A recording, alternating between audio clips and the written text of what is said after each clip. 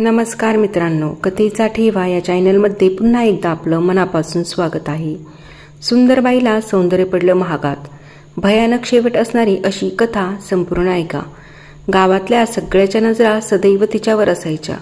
सौंदर्याची जेव्हा गोष्ट होते तेव्हा लक्ष्मीबाई हिचं नाव सगळ्याच्या तोंडावर असायचं. साध्या कुटुंबात जन्मलेली परंतु रूप होती. लक्ष्मीबाईच्या आईने नेहमीच तिच्या शिक्षणाकडे विशेष लक्ष दिलं. सौंदर्य असं फक्त बाहेरचं नाही, मनाचं असावं लागतं असं सांगत ती लक्ष्मीबाईला लहानपणापासून शिकवत राहिली. परंतु गावातल्या माणसाचे नजरेच काही वेगळ्या होत्या. जणू काही त्यांचे डोळे फक्त तिच्या रूपाकडेच केंद्रित असायचे. शाळेतून घरी परतताना, रस्त्यावरून चालताना, बाजारात किंवा मंदिरात गेले तरी लोक तिच्याकडे पाहायचे. काही लोकांची नजर सन्मानाची तर काहींची डोळ्यासमोरच वाईट विचार असायचे. लक्ष्मीबाईच्या मनात सातत्याने प्रश्न उमटत होते, हे सौंदर्य माझं सर्वस्व आहे का? पण आई म्हणायची, मुली, तुझ्यातलं सौंदर्य तुझ्या संस्कारात, तुझ्या विचारात आणि तुझ्या कष्टात आहे. सणासुदीच्या काळात गावात मोठा मेळावा भरायचा. विविध कार्यक्रम, नाटके, गायन, वादन आणि खेळ आयोजित केले जात. लक्ष्मीबाईचा सुंदर चेहरा आणि आकर्षक व्यक्तिमत्व पाहून गावकऱ्यांनी तिला नाटकात मुख्य भूमिकेसाठी आमंत्रित केलं. ती आनंदाने मान्य झाली. संध्याकाळी नाट्यगृह भरून लोकांनी उभं राहून लक्ष्मीबाईला पाहिलं. पहिल्या क्षणापासून तिने आपली भूमिका इतकी प्रभावीपणे साकारली की सर्वांनी तिला टाळ्यांनी सत्कारलं. पण याच वेळी काही जणांची डोळ्यातून तिरस्कार आणि ईर्ष्या दिसून येऊ लागली. नाटक संपल्यावर एक प्रभावशाली व्यक्ती गावात आला. त्याचं नाव राघव सावरकर. शहरातून आलेला व्यावसायिक. त्याची नजर लक्ष्मीबाईवर थांबली. सौंदर्य आणि प्रतिभेची जुगलबंदी पाहून त्याने लक्ष्मीबाईशी संपर्क साधला. तुमचं नाटक खूपच छान आहे, शहरात येऊन काम करण्यास आवडेल का? असं विचारलं. त्याने लक्ष्मीबाईच्या मनात विचारांची एक भरती आली. आईला विचारलं, आई मी जाऊ का? आईच्या डोळ्यात चिंता होती, पण तिने हात धरून सांगितलं, मुनी, जग मोठं आहे, पण सावधपणे पाऊल टाक. राघवच्या सहकार्याने लक्ष्मीबाई शहरात आली. परंतु त्याचे हेतू शुद्ध नव्हते. काही दिवसांनी लक्ष्मीबाईच्या भोवती अफवा पसरू लागल्या. तिला एकटं करायचं, तिचं सौंदर्य वापरून स्वतःच्या स्वार्थासाठी उपयोग करायचा हे राघवचं ध्येय होतं. लक्ष्मीबाईने पहिल्या महिन्यातच शहरातील जीवनाचं सत्य अनुभवायला सुरुवात केली. राघवने सुरुवातीला प्रेमाचा भाव दाखवून तिला वेड लावलं, परंतु नंतर त्याने मुखवटे उतरले. सौंदर्य असं मस्त व्यापारी साधन आहे असं त्याने सांगितलं. त्याच्या वागण्यातून, चटकदार शब्दातून लक्ष्मीबाईची आत्ममूल्य कमी करण्याचा प्रयत्न चालू झाला. लक्ष्मीबाईची आत्मशक्ती, तिच्या संस्कारी संगोपनशील वृत्ती हळूहळू तुटू लागली. परंतु आईच्या शिकवणीची आठवण तिला मदत करू लागली. सौंदर्याची खरी किंमत आत्मविश्वासात आणि संघर्षात आहे असं आई म्हणायची. लक्ष्मीबाईने स्वतःशी म्हटलं, मी फक्त बाह्यरूपासाठी नाही, माझ्या कष्टासाठी आणि स्वप्नासाठी जगणार आहे. एक दिवस राघवने लक्ष्मीबाईच्या विरोधात खोट्या आरोपांची युक्ती केली.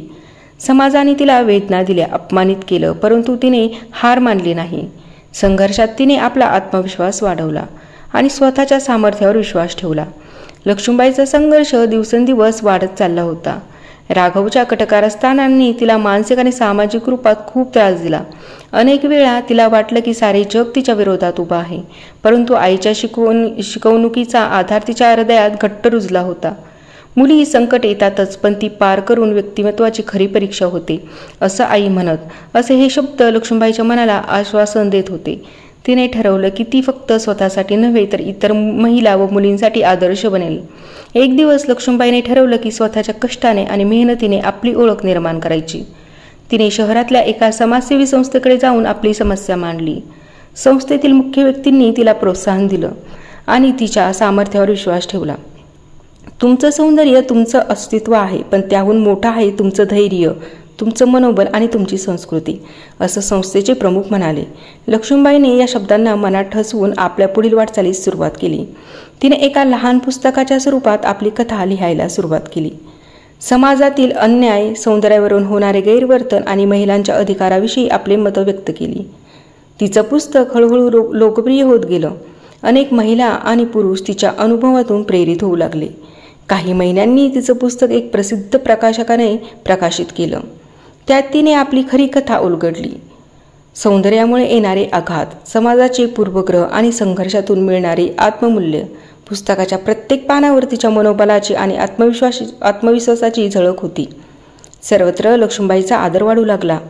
अनेक सामाजिक संस्थांनी तिला महिला सशक्तीकरणासाठी आमंत्रित केलं. शहरातील पत्रकार, समाजसेवी आणि अगदी सरकारी अधिकाऱ्यांनीही तिला सन्मानित केलं. सौंदर्यामुळे पडलं महागात, पण संघर्षामुळे मिळालं अमूल्य मूल्य, अशी चर्चा सर्वत्र होऊ लागली. राघवला मात्र तिच्या यशाने खूप त्रास झाला. तो तिने कधीच त्याच्या स्वार्थासाठी वापरू दिला नाही, याचा त्याला मनापासून पश्चाताप वाटू लागला. एक दिवस त्याने लक्ष्मीबाईला भेटून माफी मागितली. लक्ष्मीबाईने त्याला सशक्तपणे सांगितलं, माफी स्वीकारण्यातच खरी माणुसकी आहे, पण तू स्वतःच्या अंतरात्म्याची परीक्षा कर. लक्ष्मीबाईने स्वतःच्या अनुभवातून इतरांना शिकवण्याचं काम सुरू केलं. तिने शाळांमध्ये जाऊन मुलींना आत्मसन्मान, स्वावलंबन आणि संघर्षाचं महत्त्व सांगितलं. तिच्या प्रेरणादायी भाषणांनी हजारो मुलींच्या जीवनात प्रकाश उजळला. गावाच्या अगदी लहान शाळेतसुद्धा लक्ष्मीबाईने एक महिला सशक्तीकरण केंद्र उभारलं, जिथे गरीब आणि गरजवंत स्त्रियांनी शिक्षण, कौशल्य विकास आणि आत्मनिर्भरतेचे प्रशिक्षण दिलं जाऊ लागलं.